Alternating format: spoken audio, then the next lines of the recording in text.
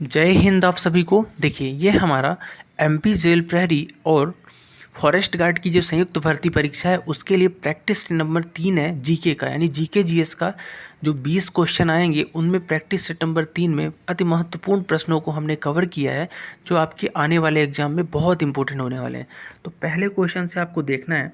पहला क्वेश्चन जो है क्या कह रहा है कि G20 कृषि कार्य समूह की पहली बैठक 13 फरवरी 2023 को किस शहर में हुई। G20 के जो कृषि कार्य समूह बैठक है ना, 13 फरवरी 2023 को इंदौर शहर में हुई है। कहाँ हुई है? मध्य प्रदेश के इंदौर में। ठीक है, और 15 फरवरी 2023 तक ये जारी रही है।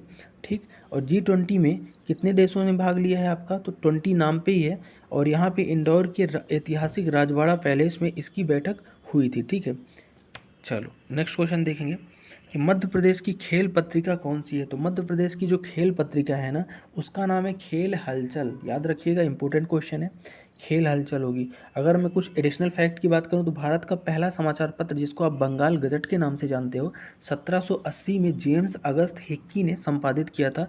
और इसके बाद मध्य प्रदेश का पहला अगर अखबार की बात करूं तो अखबार ग्वालियर है जो 1840 में प्रकाशित हुआ था उर्दू में। तो ये एडिशनल जितने भी फैक्ट बता रहा हूँ ये आप सुनते जाओ। ठीक है, नेक्स्ट है मध्य प्रदेश में कितने हवाई अड्डे हैं। तो मध्य प्रदेश में टोटल 6 कार्यात्मक हवाई अड्डे हैं। कितने?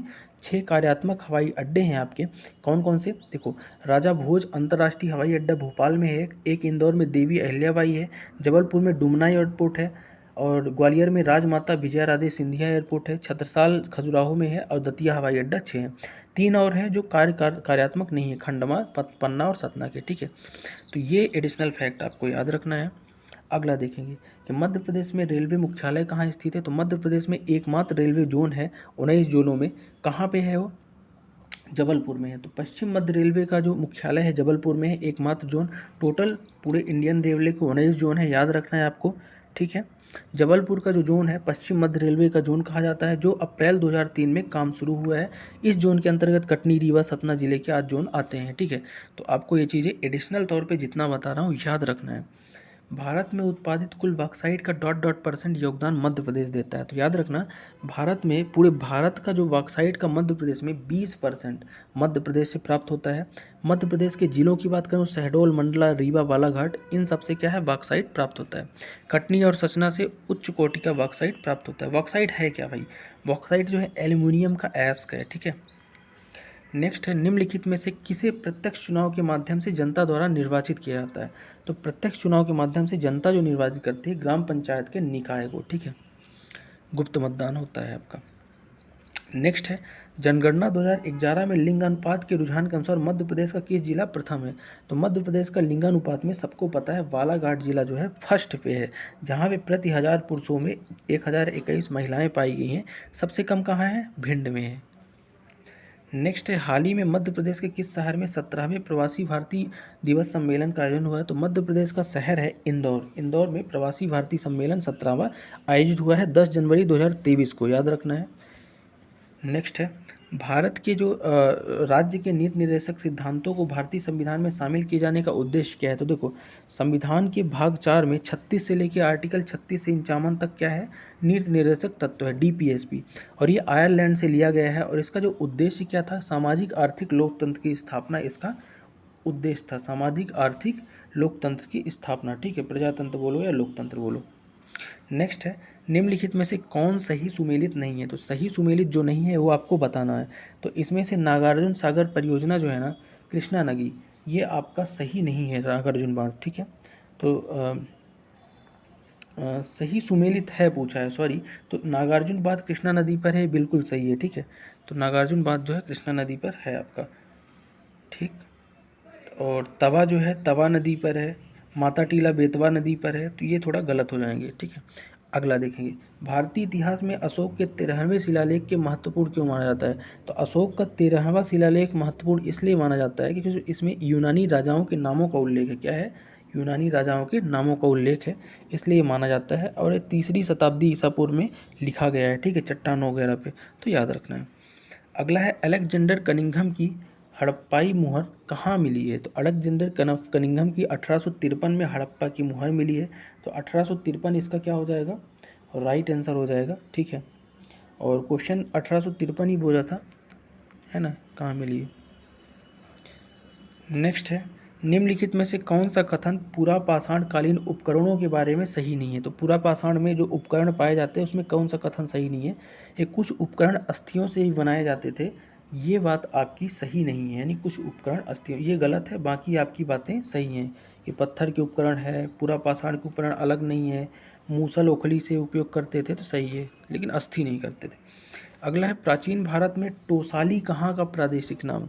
तो टोसाली जो है ना, महानदी के क्षेत्र को क्या बोलते हैं? उड़ीसा में है टोसाली, तो महानदी का एक क्षेत्र हो जाएगा।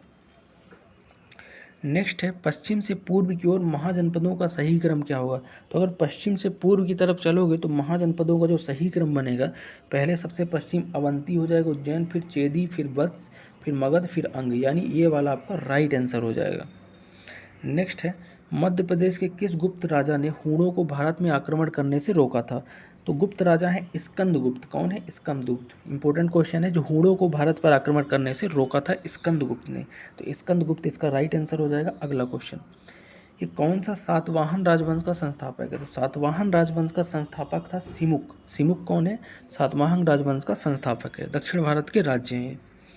नेक्स्ट है, अशोक का कलिंग शिलालेख कहाँ प्राप्त हुआ है? तो अशोक का जो कलिंग शिलालेख है ना, ये 13 शिलालेखों में उसके सबसे शक्तिशाली विजय का उल्लेख इसी में है, और कलिंग का जौगड़ा में कलिंग का शिलालेख प्राप्त हुआ है। ठीक है।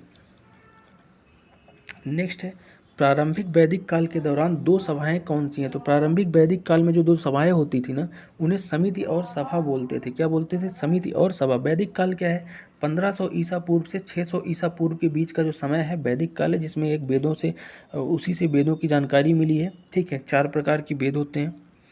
नेक्स्ट है, कनिष्क जो है डॉट डॉट का राजवंश का शासक था। तो कनिष्क कहाँ का था? तो सबसे महान शासक था कुषाण वंश का कनिष्क। तो कनिष्क कुषाण वंश का शासक है, इसने सिक्के वगैरह भी चलाए थे। बात करूँ तो 127 से लेकर 150 ईस्वी तक इसने भारत में शासन किया है। ठीक। और त्रिपुरी में कनिष्क के सिक्के मिले हैं। कहाँ मिले हैं? त्रिपुरी में।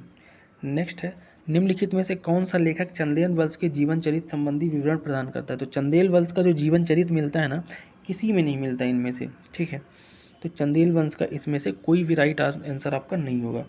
अगला है, भारत में पहली पुस्तक जो लेखांकन प्रथाओं को दर्शाती है कौन है? तो भारत की पहली पुस्तक जो लेखांकन को दर्शाती है, ठीक है, तो वो आपकी अर्थशास्त्र है, कौटिल्य की। ठीक है। नेक्स्ट है, अकबर द्वारा किस समस्या के संबंध में करोड़ी प्रयोग अपनाया गया? तो अकबर ने जो करोड़ी प्रयोग अपनाया था, वो अपनाया था, समस्या थी जमा और हासिल के मध्य अंतराल के निदान के लिए। ठीक है, जमा और हासिल के मध्य अंतराल के निदान के लिए करोड़ी प्रयोग किया गया था। ठीक है, 1573 के आसपास ये चीज़ें अपनाई गई थी। नेक्स्ट है, इब्राहिम लोधी का मकबरा कहाँ है? तो इब्राहिम लोधी वही है जो पानीपत का युद्ध हुआ था बाबर के साथ, जिसमें हार गया था। 21 अप्रैल 1526 को हुआ क्या था? बाबर के खिलाफ लड़ते हुए पानीपत की लड़ाई में वो हार गया था। कौन? इब्राहिम लोधी, और मृत्यु को प्राप्त हुआ था। इसीलिए इसका जो पानीपत में ही क्या है? मकबरा है। कहाँ है? पानीपत। तो पानीपत इसका राइट आंसर हो जाएगा। अगला देखेंगे, गजनी के महमूद के साथ संघर्ष के दौरान कश्मीर का शासक कौन था?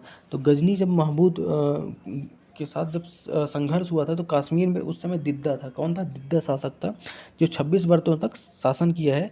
हिंदू शाही वंश के साथ उसकी पुरानी प्रद्वंद्वता भी रही है। ठीक है ना। नेक्स्ट है, शाहजहां ने निम्नलिखित में से किस इमारत का निर्माण किया था? तो शाहजहां ने वास्तुकला में बहुत योगदान दिया, तो इसमें से मोती मस्जिद जो आगरा में है, इसकी स्थापना शाहजहां ने कराई थी।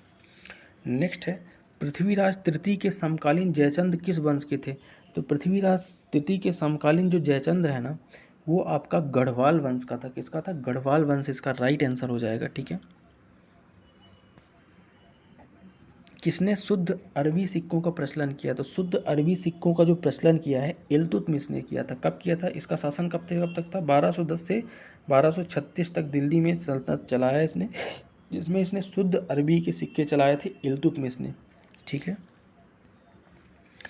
निम्न में से किस स्थान पर मोती मस्जिद शाह द्वारा जो बनवाया गया पाया गया? तो शाहजहां जो मोती मस्जिद बनवाया, अभी मैंने बताया आगरे के किले में। कहाँ है? आगरे के किले में।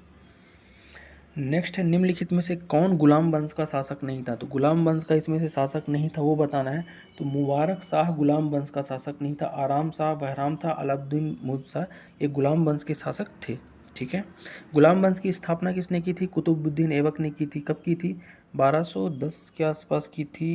हाँ, ठीक है।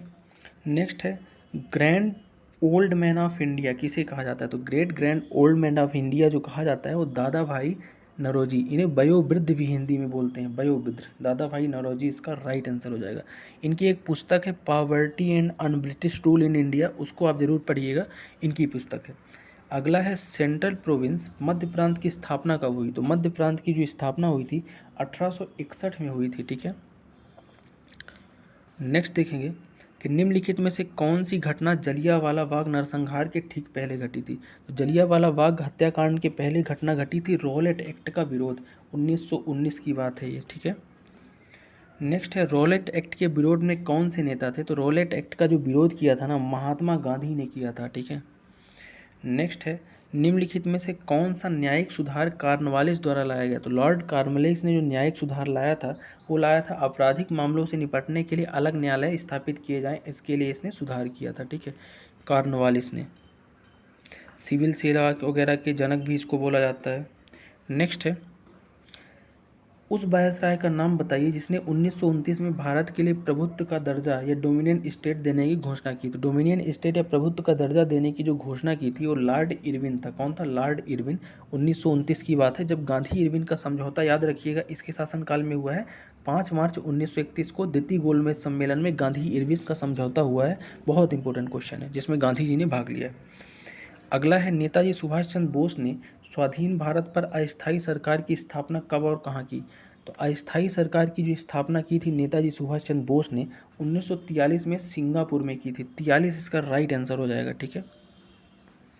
नेक्स्ट है कि निम्नलिखित में से किस नेता ने महात्मा गांधी के चंपारण सत्याग्रह का विरोध किया? तो महात्मा गांधी का जो चंपारण सत्याग्रह है ना, गांधी जी ने कब किया था? तो मार्च अप्रैल में 1917 में चंपारण बिहार में किया था और इसमें जेल गिरफ्तारी भी उनकी हुई है पहली बार, ठीक है। तो इसका जो विरोध करने वाला नेता था उसका नाम था एनजी रंगा। कौन था? एनजी रंगा।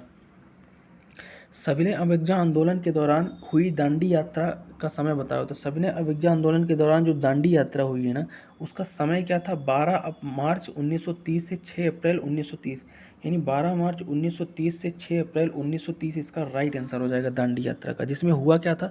महात्मा गांधी 11 सूत्री योजना का जवाब नहीं मिला था, नमक के मुद्दे पर सविनय अवज्ञा आंदोलन किया और साबरमती आश्रम से 72 अनुयायियों के साथ दांडी समुद्र तक यात्रा इन्होंने की थी, ठीक है।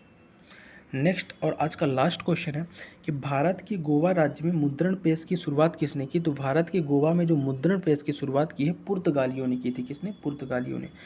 तो ये था आज का टॉप 40 क्वेश्चन जीके जीएस के लिए प्रैक्टिस सेट नंबर 3 में एमपी जेल प्रहरी और फॉरेस्ट गार्ड के लिए। आई होप ये वीडियो आपको बहुत हेल्पफुल लगेगा और मिलते हैं नेक्स्ट वीडियो में, तब तक के लिए।